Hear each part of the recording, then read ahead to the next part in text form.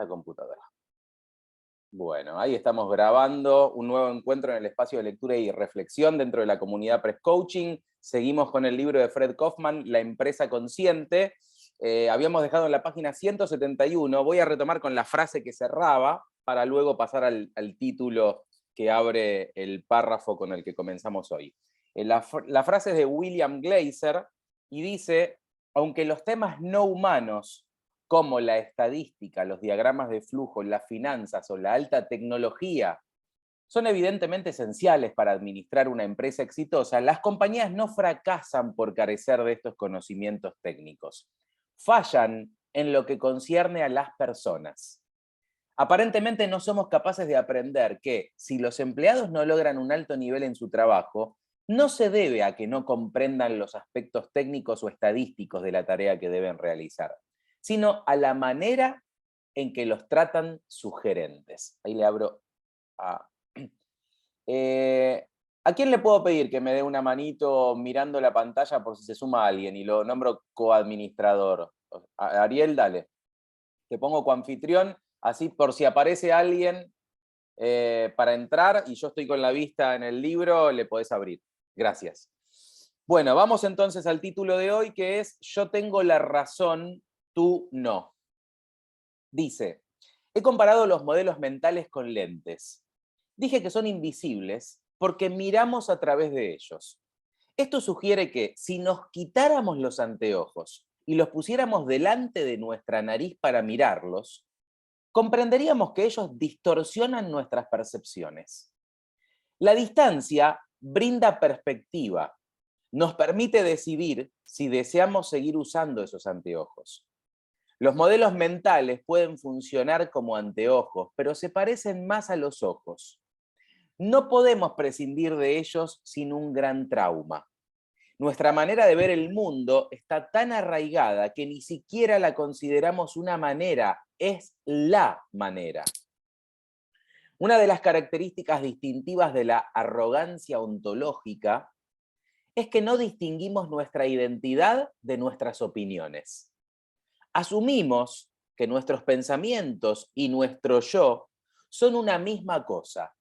Si alguien está en desacuerdo con nuestra opinión, está en desacuerdo con nosotros.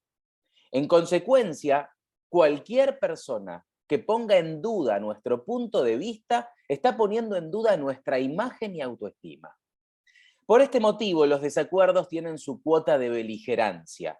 Cualquier confrontación puede transformarse en un combate mortal en el que debemos defender nuestra identidad, habitualmente destruyendo a quien quiera que la amenace. La arrogancia ontológica lleva directamente al control unilateral. Al igual que el modelo de aprendizaje mutuo, el modelo de control unilateral se basa en tres supuestos. Soy totalmente racional. Mi punto de vista es objetivo. No estoy obnubilado por la emoción o influido por intereses personales. Veo las cosas tal como son. Ningún modelo mental filtra mi percepción. Segundo supuesto, los otros no lo son. Desafortunadamente, la mayoría de las personas no son totalmente racionales. Su mentalidad es estrecha y están aferrados a sus ideas, que frecuentemente son equivocadas. No ven, y peor aún, ni siquiera quieren ver la verdad. Y el tercer supuesto de este modelo de control unilateral dice: los errores merecen ser castigados. Cuando algo sale mal, alguien debe asumir la culpa. La persona responsable debe ser castigada. El temor al fracaso promueve el éxito. Ahora bien, estos supuestos llevan a 5 estrategias. La primera dice: definir los objetivos unilateralmente. No pierda tiempo tratando de definir objetivos comunes. Imponga los objetivos correctos, es decir, los suyos. Y las estrategias correctas, es decir, las suyas, para lograrlos. Segunda estrategia: derrotar a los otros. La implementación requiere determinación. Manténgase firme en sus objetivos y estrategias y doblegue cualquier oposición. Cambiar de idea es signo de debilidad. Coopere con las personas que lo ayudan a lograr sus objetivos y descalifique a las que no lo hacen. Tercera estrategia, manipular la información. Exponga solo hechos y opiniones que apoyen su argumento. Oculte la información que se opone a él. La única información relevante es la que lo ayuda a convencer a los demás de que usted tiene razón y que ellos están equivocados. Cuarta estrategia, apelar a motivaciones externas. Amenace a las personas con espantosas consecuencias si no siguen sus instrucciones y recompénselas si lo hacen. Mantenga un ambiente de miedo y sumisión. Y la quinta estrategia dice suprimir los sentimientos. Las emociones son una distracción. El trabajo bien hecho es producto del pensamiento riguroso. Expresar emociones es evidencia de incompetencia y debilidad. El modelo de control unilateral les parece razonable a los arrogantes ontológicos. Suponen que su perspectiva es obviamente correcta, por lo cual no dudan de que quienes manifiestan su desacuerdo con ella están obviamente equivocados. La manera más expeditiva de hacer las cosas es convencer o eliminar a aquellos que disienten. En el corto plazo, esta estrategia puede parecer útil, pero nunca consigue buenos resultados en el largo plazo. En un ambiente de control unilateral, las personas adoptan actitudes defensivas, inconsecuentes, controladoras y manipuladoras. Son precavidas y temerosas. Buscan aliados para enfrentar a los enemigos. Ocultan información importante, ideas y sentimientos. Todo esto conduce a que las relaciones sean hipócritas y se repriman los conflictos que surgen de engañosas maniobras políticas. Periódicamente algún arrebato en público destruye la fachada de paz y armonía. Estas explosiones emocionales son tan contraproducentes que refuerzan la creencia generalizada de que es necesario evitar la confrontación abierta, lo cual conduce a mayor represión y encubiertas luchas por el poder. Las relaciones interpersonales y grupales se vuelven defensivas. La dinámica de grupo se calcifica y el enfoque se orienta a ganar o perder en lugar de colaborar y aprender. Hay antagonismo, desconfianza, incomunicación, aversión al riesgo, conformidad y obsecuencia hacia las normas externas. No hay iniciativa personal o compromiso con una visión común. La motivación es escasa y los individuos hacen lo mínimo necesario para ser despedidos. Las personas sienten temor, tensión y disgusto. Las domina la ansiedad, el cinismo y el resentimiento. Se sienten desmoralizadas por su incapacidad para controlar o siquiera comprender su destino. Responden con rebeldía o sumisión a quienes los manipulan. No existe la colaboración o el entusiasmo. La iniciativa de lograr el éxito está ausente. Los errores se incrementan y se multiplican. Los individuos están más preocupados por ocultar sus errores que por corregirlos, por lo cual esos errores se consolidan hasta que desencadenan crisis. Se destina mucha más energía a buscar a quién culpar que a resolver problemas. Las personas sostienen teorías secretas que validan su posición, fundadas en argumentos privados en lugar de compartirlas en público. La comunicación imprecisa y con vaguedades conduce a la tergiversación, el malentendido y la falta de coordinación. La libertad para explorar nuevas ideas y posibilidades es ínfima. El conformismo, la falta de energía y la inercia son la norma.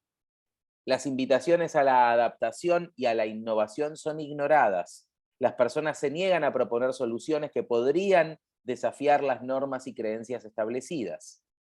La tendencia predeterminada es el pensamiento encasillado, en lugar de la propuesta de ideas que superen los límites tradicionales.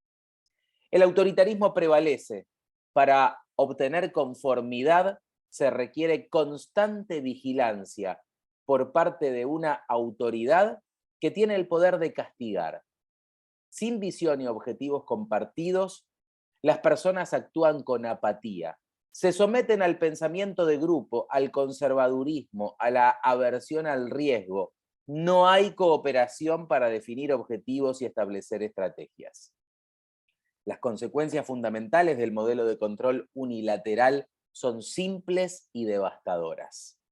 Inoperancia, rigidez, carencia de innovación, baja calidad, costos altos, alta rotación de personal, falta de competitividad, obsolescencia, rentabilidad negativa, intensificación de la crisis y, por último, colapso organizacional.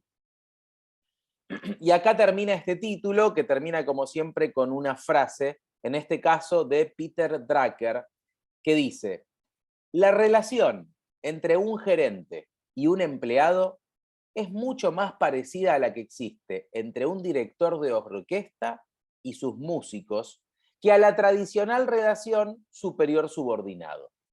El superior no puede en general hacer el trabajo del supuesto subordinado, del mismo modo en que el director de una orquesta difícilmente pueda tocar la tuba. A su vez, el trabajador depende del superior para recibir directivas y para definir cuál es la calificación deseada para la organización en su conjunto. Es decir, cuáles son los parámetros y valores, el nivel de desempeño y los resultados.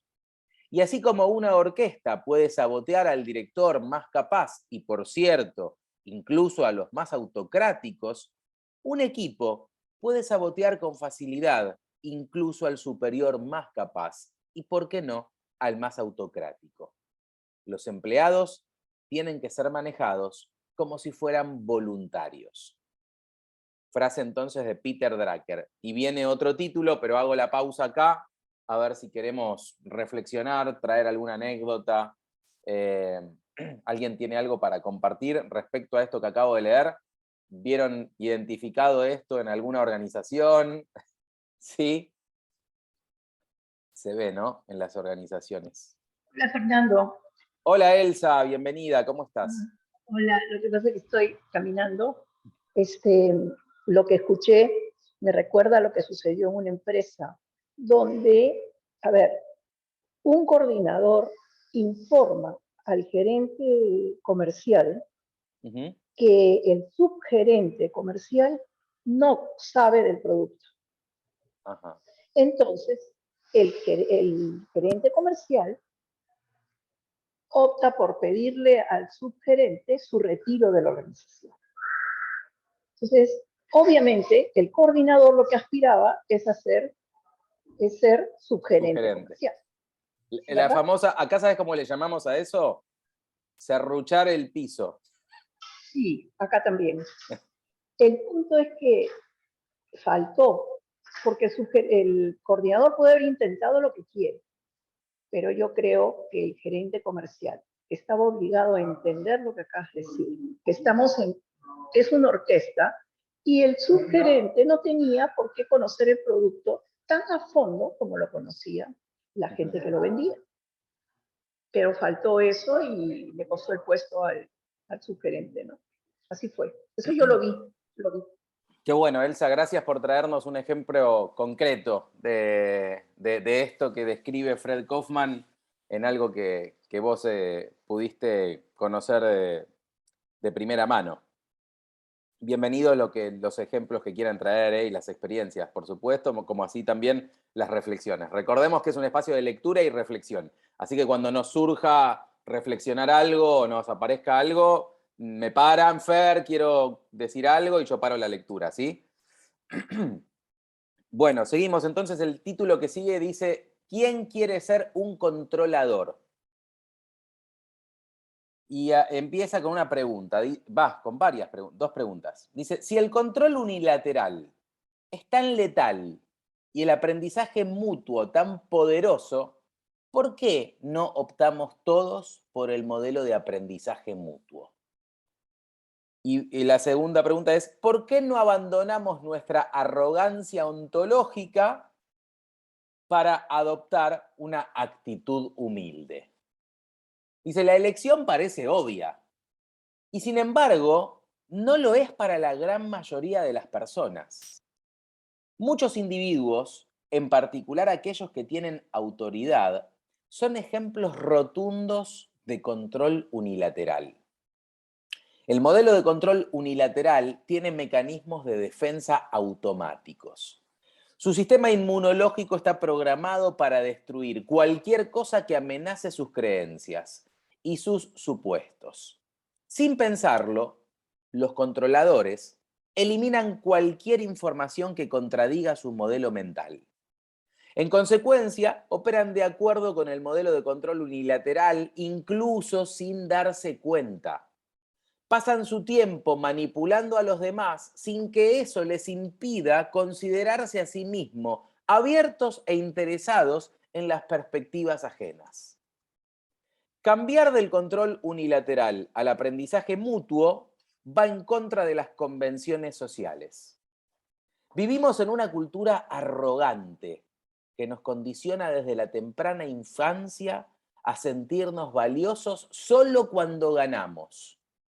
Desde niños aprendemos a proteger nuestra imagen y a demostrar que tenemos razón. Si no lo logramos, nos sentimos como fracasados.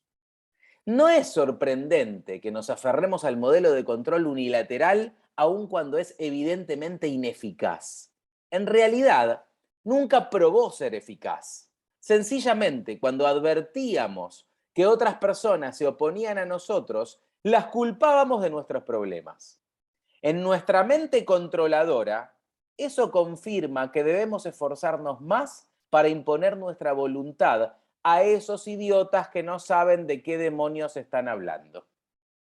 Por supuesto, nunca los llamamos idiotas cuando están presentes. Una de las premisas básicas del modelo de control unilateral es que debemos actuar como si no tratáramos de controlar unilateralmente a los demás. Cuando esta duplicidad se impone en una cultura, la organización se desquicia. Los códigos de conducta de muchas organizaciones contienen paradojas implícitas. En ese tipo de cultura, algunos de los mensajes habituales son: mantenga informados a los otros, pero oculte los errores. Diga la verdad, pero no de malas noticias. Asuma riesgos, pero no fracase. Sea el vencedor, pero de manera tal que parezca que nadie ha perdido. Sea un jugador del equipo, aunque lo que verdaderamente le importa es su desempeño personal. Exprese sus ideas personales, pero no contradiga a su jefe. Sea creativo, pero no se desvíe de las reglas. Prometa solo lo que puede hacer, pero nunca diga no a un pedido de su jefe. Formule preguntas, pero nunca admita ignorar algo. Piense en el sistema en su totalidad, pero trate de optimizar su propio subsistema. Piense en el largo plazo, pero mejor que logre resultados inmediatos. Y acepte todas estas normas, pero actúe como si no existieran. Muchas organizaciones parecen obsesionadas en simular que lo que está sucediendo en realidad no está sucediendo. Para sobrevivir, sus empleados tienen que aceptar que no están experimentando lo que experimentan, lo cual les plantea una contradicción intolerable. Más aún, tienen que actuar como si esa contradicción no existiera, lo cual les impide hablar sobre ella o modificarla. No es sorprendente que en esas organizaciones reinen la tensión y la apatía. La negación de la realidad es una característica básica de la enfermedad mental. Y ahora viene una frase de Lewis Carroll de Alicia en el País de las Maravillas. Dice: entonces debes decir lo que piensas, siguió la liebre de marzo. Lo hago, se apresuró a responder Alicia. O al menos pienso lo que digo, es más o menos lo mismo, ¿no? ¿Lo mismo? De ninguna manera, dijo el sombrerero. En tal caso sería lo mismo decir, veo lo que como lo que veo.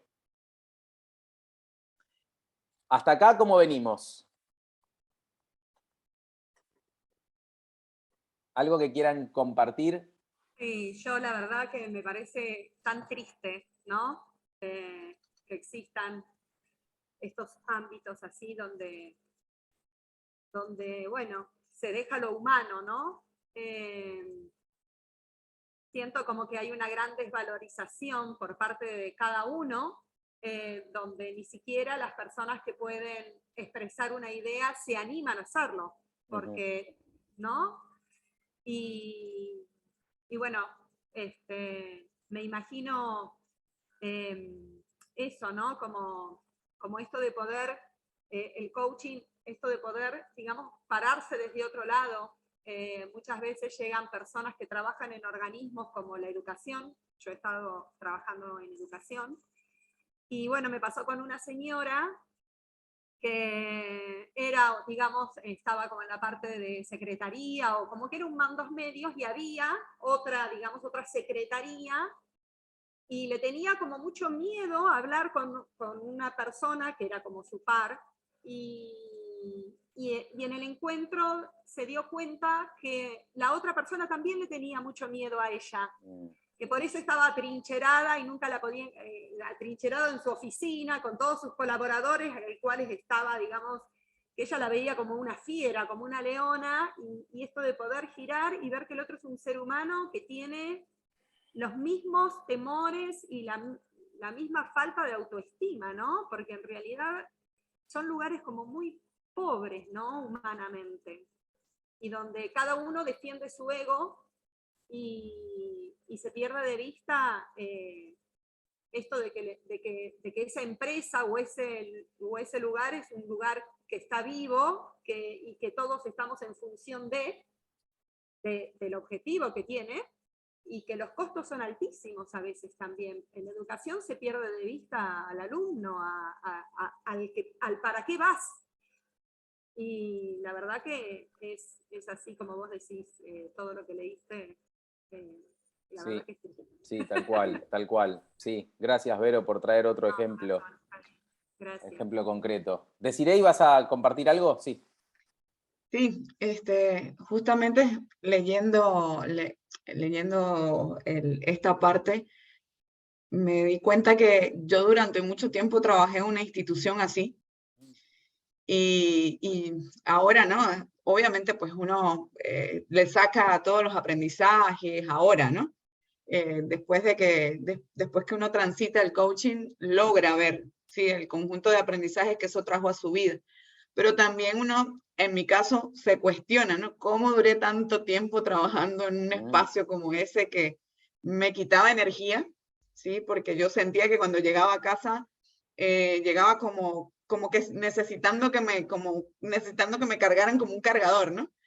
Y al mismo tiempo tantas relaciones tóxicas que se siembran, porque no es solamente la relación incluso con el jefe, ¿sí? O el tipo de relaciones que se pueden establecer en términos de mandos medios, ¿no? Sino incluso hasta con subordinados o con personas que están, digamos que a tu mismo nivel.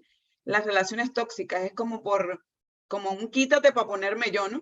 Y entonces, ¿cuántas cosas se hacían para eso? Para que yo pudiese estar por encima y las mentiras, bueno, un montón de cosas que de verdad que yo estaba leyendo eso y yo dije, Dios mío, ¿cuánto tiempo trabajé yo en un espacio como ese?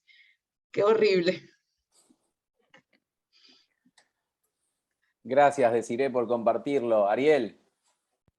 Algo cortito, Fer.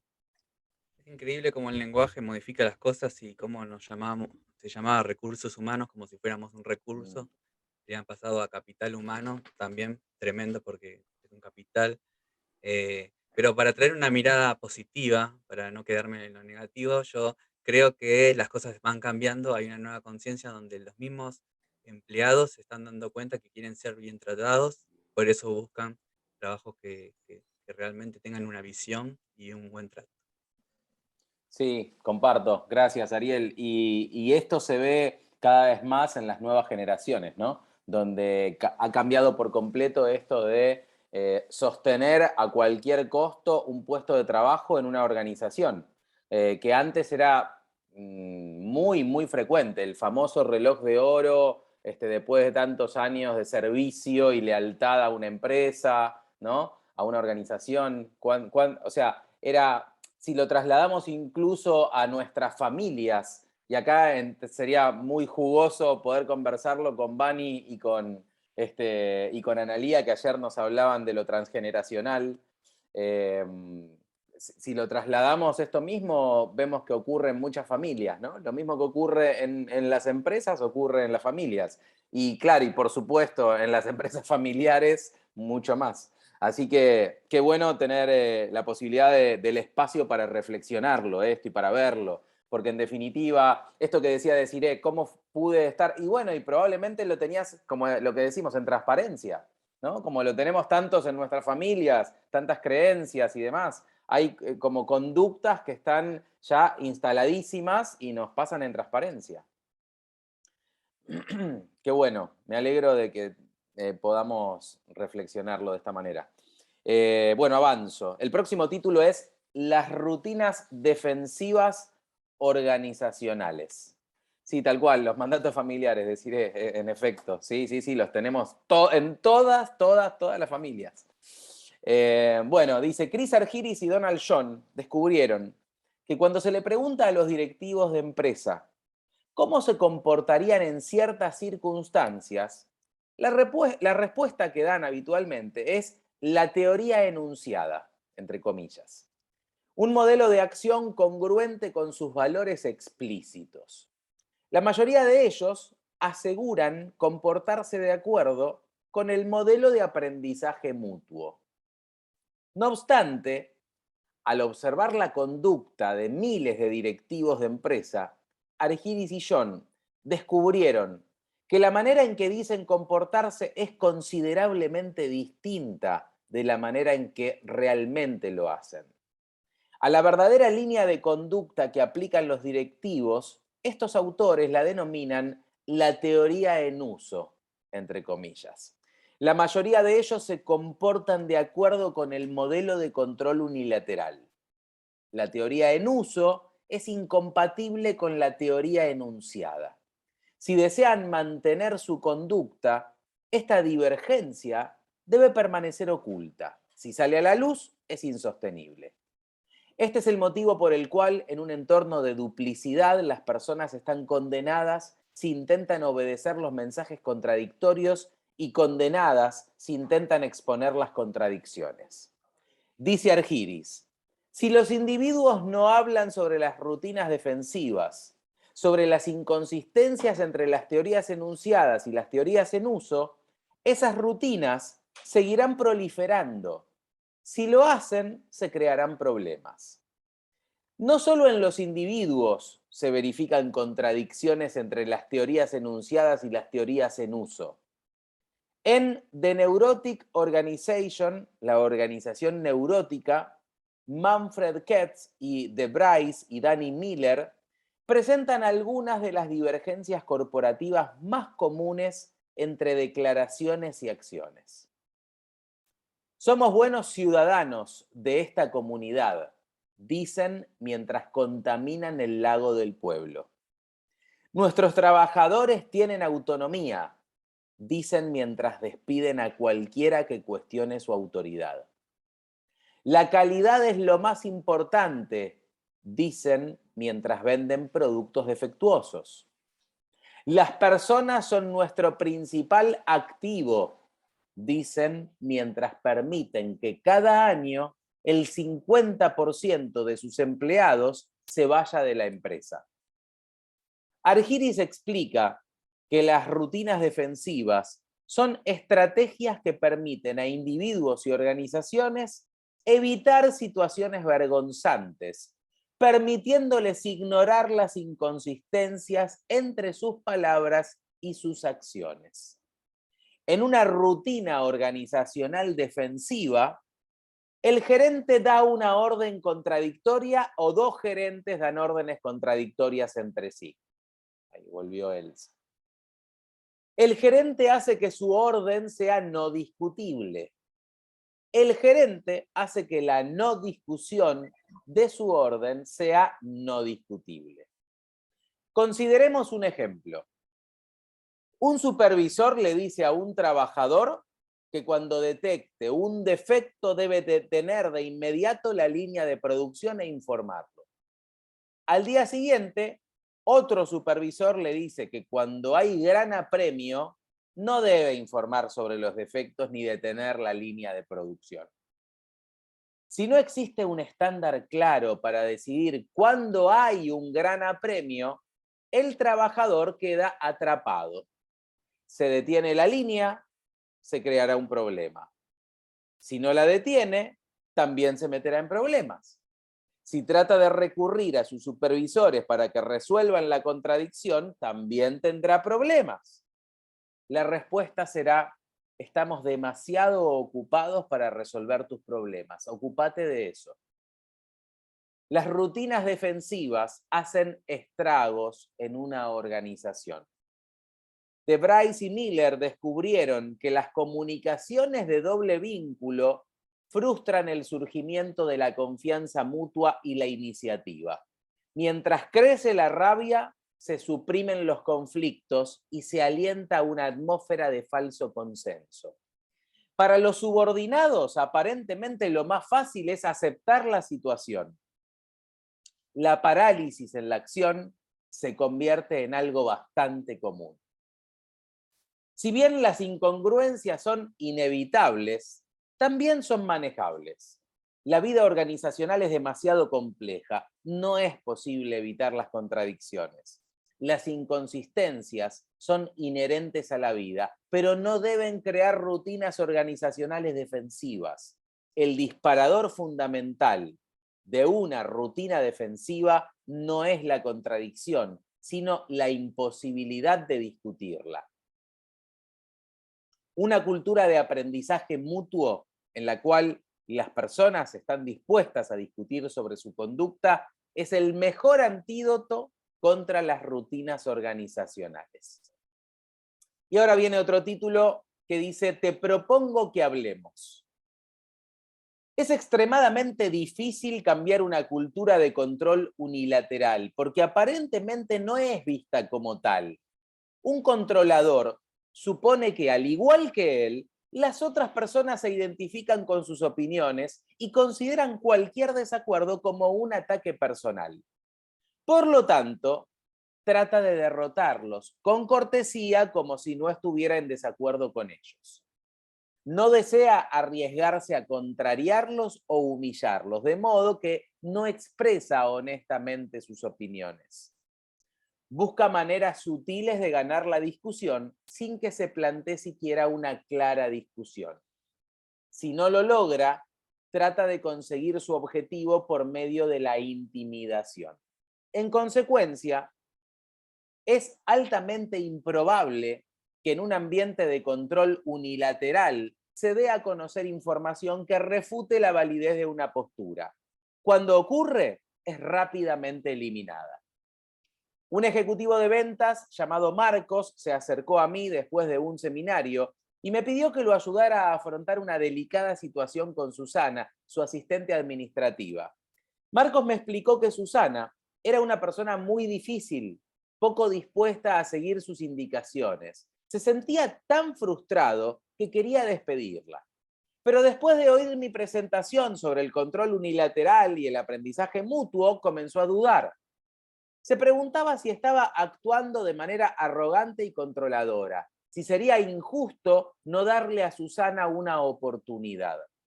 Quería ver la situación desde una perspectiva más orientada al aprendizaje y tomar en cuenta otras opciones. Le pedí a Marcos que me diera datos que pudieran justificar su evaluación de Susana. Me explicó que ella nunca le hacía preguntas y tomaba decisiones por su cuenta sin su aprobación. En particular, se refirió a la manera en que ella estaba organizando una convención de ventas que se realizaría en 2 meses. Susana era relativamente nueva en su puesto y era la primera vez que organizaba una reunión tan importante, pero había insistido en que deseaba hacerlo sin ayuda. Marcos temía que las cosas no salieran bien si él no aconsejaba a Susana y supervisaba los preparativos. Sin embargo, cada vez que trataba de conversar sobre el asunto, sentía que ella lo desairaba con un impasible todo está en orden. ¿Has hablado con Susana de lo que te preocupa? Eso sería decirle que no confío en ella, no sería respetuoso. Le hice la pregunta obligada. ¿Es más respetuoso despedirla sin darle la oportunidad de corregir su conducta? Un silencio avergonzado siguió a mi pregunta. Marcos la había comprendido, pero no alcanzaba a apreciar sus ramificaciones.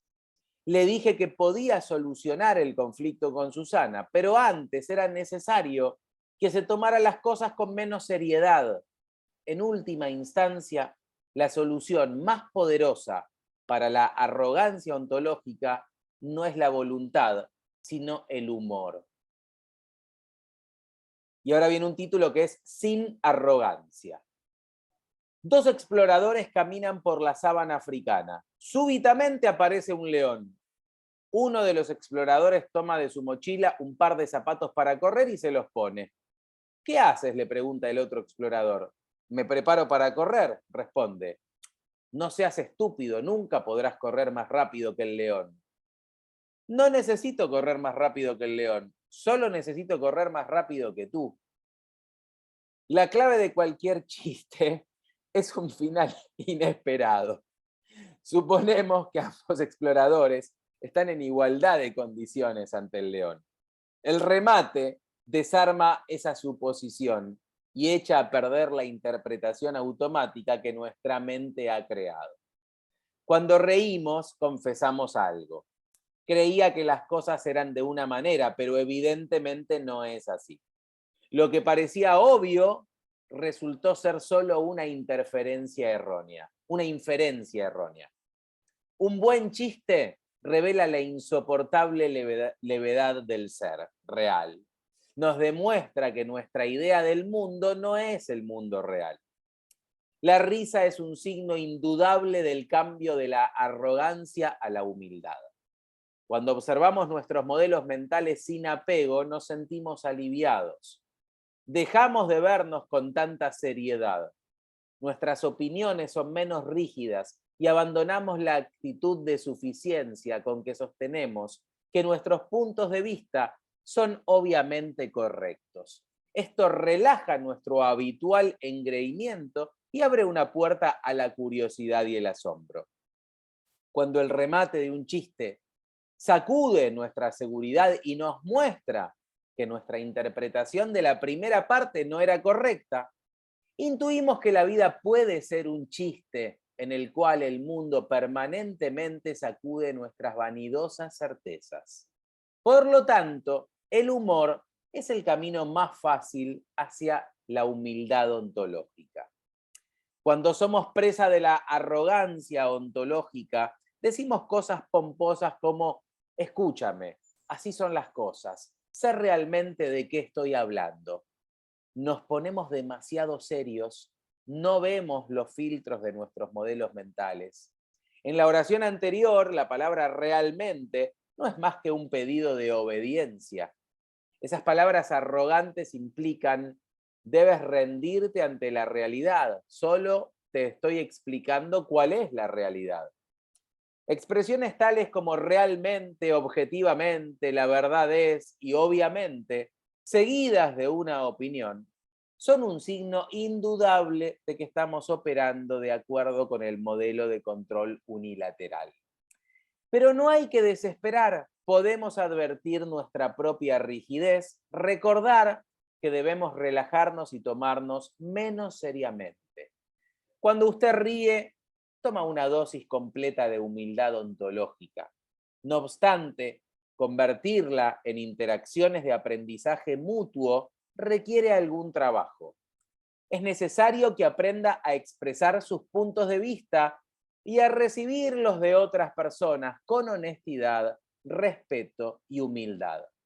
No solo cuando los otros son también aprendices, sino también, lo cual representa un desafío mayor, cuando está rodeado de un gran número de controladores unilaterales. De hecho, cuando elige el aprendizaje mutuo, descubre que son muchos los controladores unilaterales que trabajan con usted. ¿Cómo puede expresarse con humildad ontológica sin ser avasallado por quienes se sienten totalmente seguros de sus propias opiniones? ¿Cómo puede afirmar lo que piensa sin avasallar a su vez a quienes piensan de otra manera? Y viene una... No es una frase, es un fragmento de algún libro de Anthony de Melo, que no dice cuál, pero es de Anthony de Melo, y dice: un señor golpea la puerta de la habitación de su hijo y le dice: Jaime, levántate. Jaime le responde: papá, no quiero levantarme. Levántate, tienes que ir a la escuela, grita el padre. No quiero ir a la escuela, dice Jaime. ¿Por qué no?, pregunta el padre. Por 3 motivos. Primero, porque es muy aburrida. Segundo, porque los chicos se burlan de mí. Y tercero, porque las maestras me odian. El padre contesta: bien, te daré 3 motivos por los cuales debes ir a la escuela. Primero, porque es tu deber. Segundo, porque tienes 45 años. Y tercero, porque eres el director. Un chiste de Anthony de Melo. Maravilloso, lo conocía y no me lo acordaba, hasta el remate, muy bueno. Volvamos, dice, al conflicto entre Marcos y Susana. Le pregunté a Marcos si pensaba que Susana era capaz de manejar la próxima convención por sí sola. No, dijo él, ella no tiene la experiencia necesaria. ¿Por qué no le dices simplemente que te preocupa, debido a que es la primera vez que lo hace, que ella trate de organizar la convención sin ayuda?, le pregunté. Eso no le agrede a Susana, sencillamente significa que, en tu opinión, ella no tiene la experiencia suficiente para hacer sola un trabajo de tanta importancia. Marcos estuvo de acuerdo con mi razonamiento, no obstante, aún se resistía a hablar tan francamente con su asistente. No quería ponerla en una situación incómoda, que la llevara a adoptar una actitud defensiva. Le señalé a Marcos que esos eran sus temores y que no tenían nada que ver con Susana. Lo alenté a que hiciéramos un juego de roles para descubrir cómo podía invitar a su asistente a mantener una conversación de aprendizaje mutuo. Aceptó hacer la experiencia. Interpretamos el diálogo varias veces, hasta que Marcos se sintió lo suficientemente cómodo como para hablar con Susana. En los 3 capítulos siguientes describiré las técnicas que le enseñé. 2 días después recibí un llamado de Marcos. Estaba eufórico. Me dijo que había tenido una de las mejores conversaciones de su vida. No solo a causa de lo que había ocurrido en el intercambio, sino por lo que había aprendido sobre sí mismo. Marcos le había dicho francamente a Susana que estaba preocupado porque creía que ella no tenía experiencia suficiente para organizar toda la convención de ventas sin colaboración. Le explicó que, aunque apreciaba su esfuerzo y su iniciativa, le agradaría involucrarse más activamente para ayudarla y supervisarla. En respuesta, Susana comenzó a sollozar. Le confesó a Marcos que estaba preocupada porque sentía que él le había arrojado encima el peso de ese enorme proyecto y que, para probar que estaba capacitada para ocupar su puesto, debía hacer todo sin su ayuda. Estaba tensionada y ansiosa, pero temía que si le pedía a Marcos que participara en la organización, él pensara que ella era incompetente. Marcos estaba atónito. Comprendió que había creado un relato sobre la situación en el que había caracterizado a Susana como una persona rebelde y poco colaboradora, y se había descrito a sí mismo como un hombre bondadoso y generoso, dado que él quería ayudarla, pero ella no se lo permitía. Su historia no era real, era solo una fábula por añadidura inútil. Cuando Marcos se atrevió a poner a prueba su interpretación, obtuvo una información que la refutaba. Su relato se hizo trizas. Desde su nueva perspectiva, planificar la convención ya no fue un problema. Más aún, al tener una relación más estrecha, él y Susana mejoraron su habilidad para trabajar juntos y planificaron la convención. Marcos estaba sorprendido por las ramificaciones del asunto. Me pregunto en cuántos lugares me estoy comportando de la misma manera, suponiendo que entiendo qué ocurre cuando en realidad no tengo la menor idea. Me pregunto cuánto tiempo de mi vida paso en el mundo que crea mi imaginación, me dijo. El cambio fundamental en la manera de pensar de Marcos fue el paso de no sabes qué demonios estás haciendo y eres demasiado soberbia para aceptar mi ayuda, a me temo que sin experiencia previa no puedes organizar esto sin ayuda. Me gustaría ayudarte y supervisarte mientras haces esto por primera vez. La primera frase es un perfecto ejemplo de opinión tóxica, una opinión disimulada como un hecho. Para comunicarse con humildad ontológica y permitir el aprendizaje mutuo, es necesario distinguir los hechos de las opiniones y expresar las opiniones de manera productiva. Y ahora viene una parábola zen. Dice, Nanin, un maestro japonés de la era Meiji, entre 1868 y 1912, recibió a un profesor universitario que fue a verlo para hacerle preguntas sobre la filosofía zen. En tanto el profesor hacía una serie de comentarios, Nanin sirvió el té. Cuando la taza de su visitante estaba llena, él siguió virtiendo té. El profesor observó el líquido que caía de la taza hasta que no pudo contenerse y le dijo, la taza ya está llena, no entra nada más. Como esta taza, explicó Nanin, usted está lleno de sus opiniones y especulaciones. ¿Cómo puedo enseñarle sobre el Zen si antes no vacía su taza? Y ahora viene otro título que es las opiniones tóxicas. A ver cuánto dura para ver si vamos... Me parece que vamos a dejar las opiniones tóxicas para el... No, llegamos a leer. No sé si antes quieren traer alguna reflexión o leemos el último párrafo, como quieran.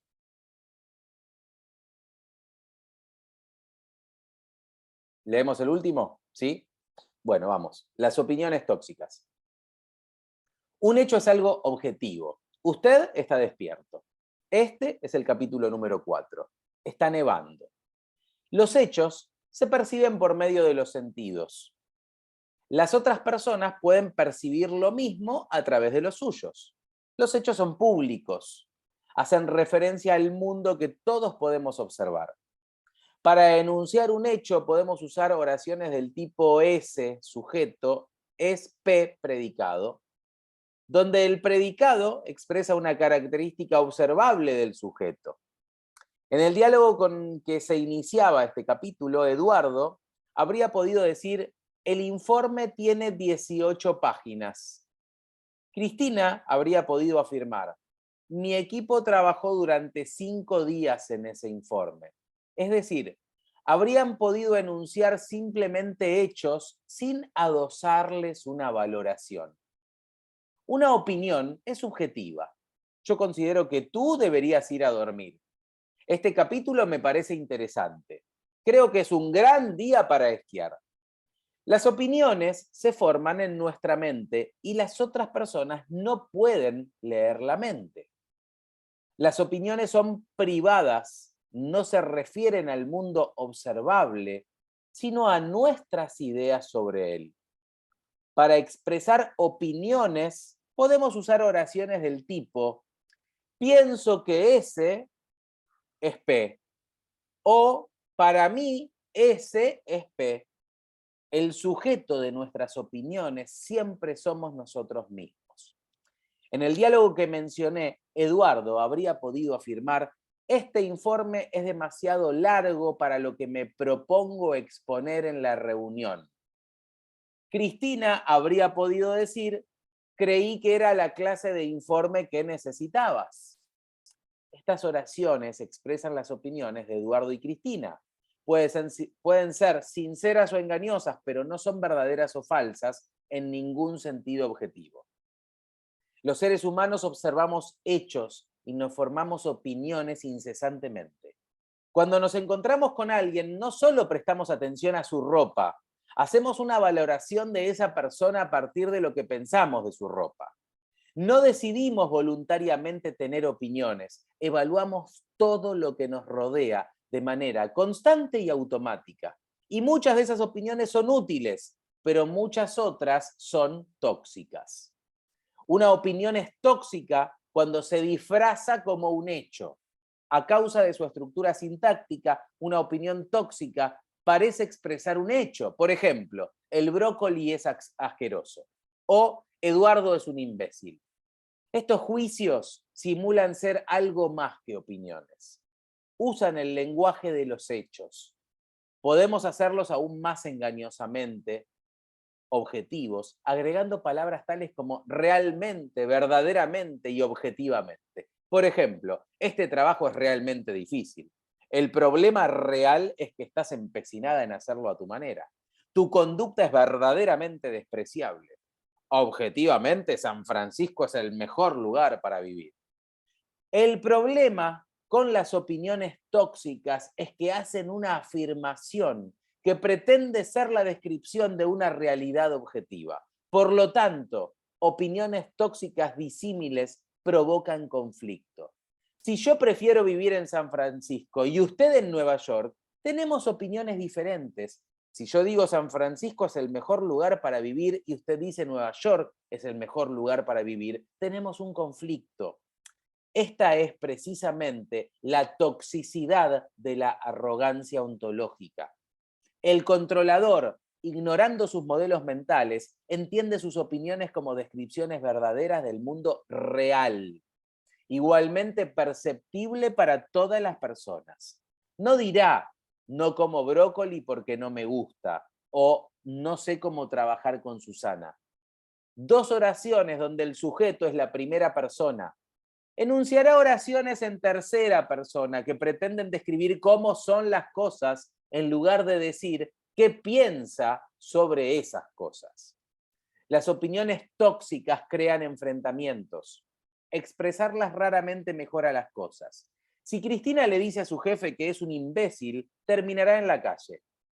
En la película Mentiroso Compulsivo, el personaje que interpreta Jim Carrey se crea un cúmulo de problemas por expresar sus opiniones tóxicas por todas partes. Y si bien algunas personas desean creer que es valioso ser brutalmente honesto, las opiniones tóxicas siempre resultan ser más brutales que honestas. Expresar esas opiniones destruye la eficiencia, daña las relaciones y provoca hostilidad. Dejar de expresar las opiniones tóxicas no es la opción más aconsejable. Cuando controlamos la lengua, guardamos la toxicidad en la mente. Si solamente restringimos la expresión de las opiniones tóxicas, pero seguimos considerándolas verdaderas, terminaremos causando los mismos problemas o peores en el largo plazo. Cuando ocultamos información relevante, lo que incluye opiniones y sentimientos, los problemas permanecen ocultos, las relaciones se vuelven superficiales e hipócritas y comprometemos nuestra integridad. Más aún, las otras personas suelen oler las opiniones tóxicas que se esconden detrás de una fachada de amabilidad.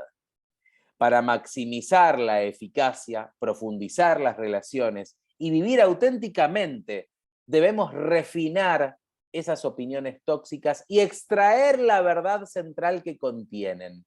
Incluso las opiniones más inconscientes e impulsivas contienen información muy importante. Y cierra con un cuento tradicional alemán que dice: un hombre que había perdido su hacha sospechaba del hijo de su vecino. El chico caminaba como un ladrón, se veía como un ladrón y hablaba como un ladrón. Pero el hombre encontró su hacha mientras araba en el valle, y cuando volvió a ver al hijo de su vecino, el chico caminaba, miraba y hablaba como cualquier otro niño.